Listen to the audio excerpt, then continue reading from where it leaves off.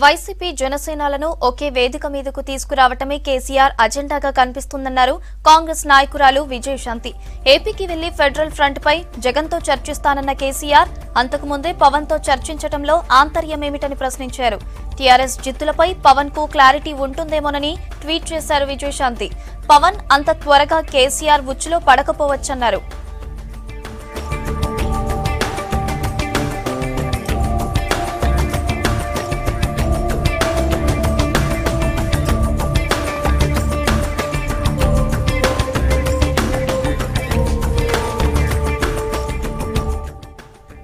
YCP జనసేనలను ఒకే వేదిక మీదకు తీసుకురావటమే కేసీఆర్ అజెండాగా కనిపిస్తుందన్నారు కాంగ్రెస్ నాయకురాలు విజయశాంతి.